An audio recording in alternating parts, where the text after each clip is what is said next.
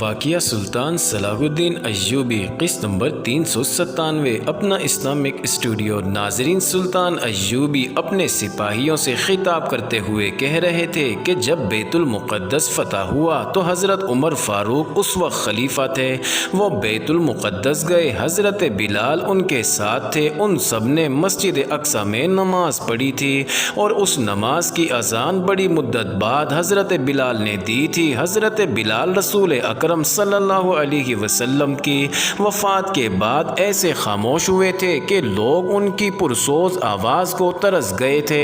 انہوں نے آذان دینی چھوڑ دی تھی، لیکن مسجد اقصی میں آ کر حضرت عمر نے انہیں کہا کہ بلال، مسجد اقصی اور بیت المقدس کے در و دیوار نے بڑی لمبی مدت سے آذان نہیں سنی۔ آزادی کی پہلی آذان تم نہ دو گے؟ حضور مقبول صلی اللہ علیہ وسلم کی وفات کے بعد پہلی بار حضرت بلال نے آذان دی، اور جب انہوں نے کہا کہ اشہد ان محمد رسول اللہ تو مسجد اقصی میں سب کی دھاڑیں نکل گئی تھی۔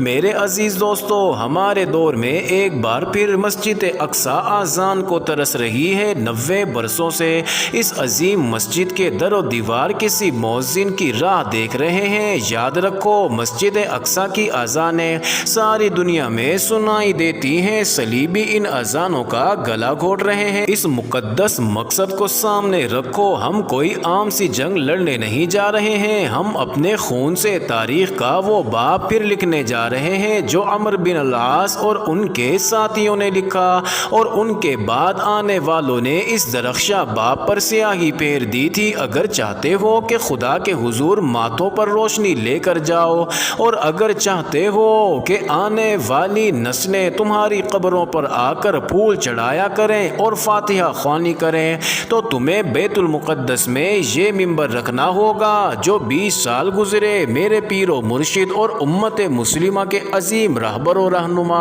سلطان نور الدین زنگی مرحوم و مغفور نے وہاں رکھوانے کے لیے بنوایا تھا۔ اس نے یہ ممبر سب کو دکھایا اور کہا، یہ ممبر سلطان زنگی مرحوم کی بیوہ اور اس کی بیٹی لائی ہے، ہمیں اس بیٹی کی لاج رکھنی ہے جو قوم کی 200 بیٹیاں ساتھ لائی ہے، کہ ہم میں سے کوئی میدان جنگ میں پیاسا نہ مر جائے، کوئی زخموں سے اس لیے نہ مر جائے کہ مرہم پٹی کرنے والا کوئی نہ تھا۔ تم جانتے ہو کہ میں میدان جنگ میں عورتوں کو لانے کے حق میں کبھی نہیں ہوا تھا۔ ان لڑکیوں کو میں نے اس لیے رکھ لیا ہے کہ غیرت اور قومی وقار کی یہ علامت ہمارے سامنے رہے، اور ہم سب یاد رکھیں کہ ہماری اسی قسم کی بیٹیاں بیت المقدس میں کفار کی درندگی اور عیاشی کا شکار ہو رہی ہیں۔ یاد رکھو میرے رفیقو، قوم کی بیٹی اور قوم کے شہیدوں کو فراموش کر دینے والی قوم کو خدا بھی فراموش کر دیا کرتا ہے، اور اس کی لوح تقدیر پر عمر بھر کی لعنت لکھ دی جاتی ہے۔ یہ فیصلہ تمہیں کرنا ہے کہ تم روز قیامت لعنتیوں میں اٹھائے جاؤ گے یا ان میں، جن کے متعلق رسول مقبول صلی اللہ علیہ وسلم خدا سے کہیں گے کہ یہ ہیں وہ سرفروش جنہوں نے کفر کے طوفان کو روکا اور تیرے مذہب کا نام بلند کیا تھا۔ ناظرین، سلطان ایوبی ایسی جذباتی باتیں کرنے کا عادی نہیں تھا، لیکن قاضی بہاؤالدین شداد اور اس دور کے وقائع نگاروں کے مطابق بیت المقدس کے معاملے میں وہ اس قدر جذباتی تھا کہ جب بھی اس کا ذکر کرتا اس کی آنکھوں میں آنسو آ جاتے، یا وہ غصے میں ایک ہاتھ کی ہتھیلی پر دوسرے ہاتھ کے گھونسے مارنے لگتا اور بے چینی سے اٹھ کر ٹہلنے لگتا تھا۔ اس آخری جنگی اجلاس میں اس نے سالاروں وغیرہ کے جذبات کی یہ حالت کر دی کہ وہ جب باہر نکلے تو انہوں نے آپس میں کوئی بات نہ کی، ان کی چال ڈھال ہی بدل گئی تھی۔ وہ سیدھے اپنے اپنے دستوں میں گئے اور اپنے کمانداروں کی بھی جذباتی حالت وہی کر دی جو ان کی اپنی اور سلطان ایوبی کی تھی۔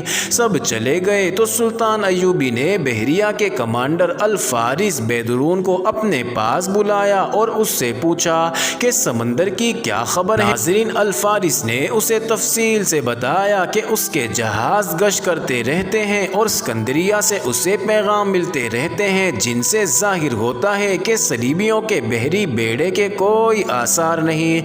ٹائر کی بندرگاہ میں ان کے جنگی جہاز موجود ہیں۔ میرے جاسوس چھوٹی چھوٹی بادبانی کشتیوں میں ماہی گیروں کے بحروب نے وہاں جاتے رہتے ہیں ٹائر اور اس سے آگے صلیبیوں کے بیڑے میں کوئی اضافہ نہیں ہوا۔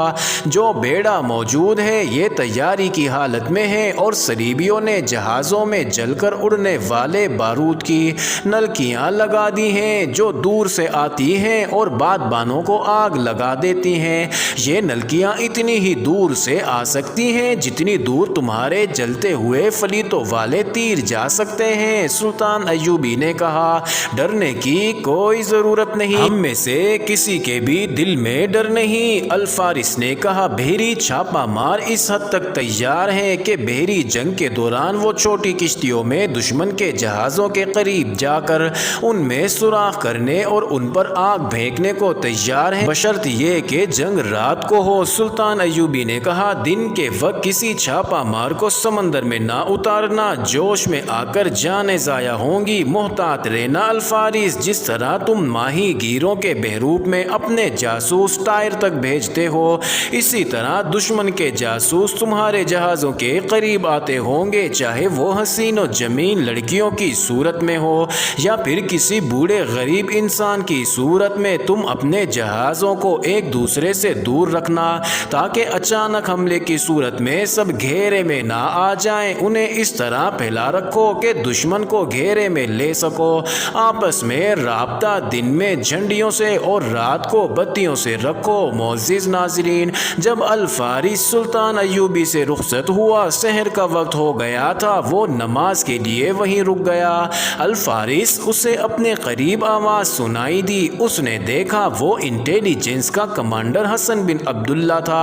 اس نے الفارس سے ہاتھ ملا کر پوچھا مبارک ہو بھائی، ایک ہی بار دو لڑکیوں سے شادی کر لی ہے، دونوں کو ساتھ رکھا ہوا ہے، اپنے ساتھ مروانے کا ارادہ ہے؟ او حسن، الفارس نے اندھیرے میں اسے پہچانتے ہوئے کہا وہ تو یار پناہ گزین لڑکیاں ہیں، یہیں ساحل پر چھپی ہوئی تھی، خانہ بدوش ہیں، کہتی تھی کہ ان کا سارا قبیلہ جنگ کی زد میں آ کر گھوڑوں تلے کچلا گیا ہے، اور یہ محض اتفاق ہے کہ یہ دو لڑکیاں زندہ رہیں اور ساحل تک پہنچ گئیں۔ حسن بن عبداللہ نے کہا صلیبیوں نے باقی سب خانہ بدوشوں کو گھوڑوں تلے روند ڈالا اور اتنی زیادہ خوبصورت دو لڑکیوں کو زندہ چھوڑ دیا۔ سمندر میں رہ کر تم خشکی پر رہنے والے انسانوں کی فطرت کو شاید بھول گئے ہو۔ الفارس ہنس پڑا اور بولا حسن بھائی، جاسوسی کرتے کرتے تم اب چیلوں اور کووں کو بھی صلیبیوں کے جاسوس سمجھنے لگے ہو۔ تم یہی کہنا چاہتے ہو نا کہ یہ لڑکیاں دشمن کی جاسوس ہوں گی؟ ہو سکتی ہیں، حسن نے کہا تم کچھ زیادہ ہی زندہ دل ہو الفارس، ان لڑکیوں کو ٹائر کے قریب ساحل پر اتار آؤ۔ اجنبی لڑکیوں کو جنگی جہاز میں رکھنا مناسب نہیں، یہ نیکی نہیں ہوگی کہ میں انہیں مصر لے جا کر ان کے ساتھ شادی کر لوں۔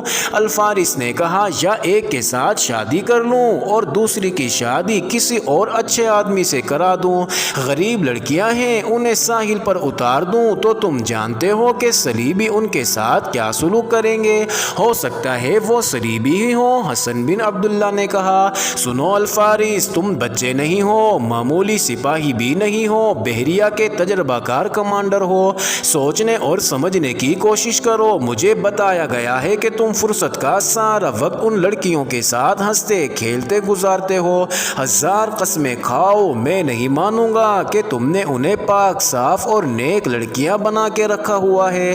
وہ اگر تمہیں دھوکہ نہ دے تو تم اپنے آپ کو دھوکہ دے سکتے ہو۔ حسین اور جوان عورت کا جادو فرائض سے گمراہ کر دیتا ہے، بہت کچھ ہو سکتا ہے الفارس، ان لڑکیوں کو کہیں چھوڑ آؤ۔ اگر میں نے تمہارا کہا نہ مانا تو مجھے دیکھنا پڑے گا کہ یہ لڑکیاں کیسی ہیں۔ حسن بن عبداللہ نے کہا اگر مشکوک ہیں تو میں انہیں تمہارے جہاز سے اتروا کر اپنے پاس بلا لوں گا، مگر میں تم پر چھوڑتا ہوں، ہم پرانے دوست ہیں، تم خود ہی کوشش کرو کہ میں فرض کی ادائیگی میں دوستی کو قربان نہ کر دوں، مجھ سے کسی بےہودگی کی توقع نہ رکھو۔ حسن، الفارس نے کہا تم دوستی کی بات کرتے ہو، میں تو فرض کی ادائیگی میں اپنی جان بھی قربان کر دوں گا، یہ لڑکیاں کوئی نقصان نہیں پہنچائیں گی، مجھے ان پر ذرا سا بھی شک ہوا تو انہیں ساحل پر اتاروں گا نہیں، زندہ سمندر میں پھینک دوں گا۔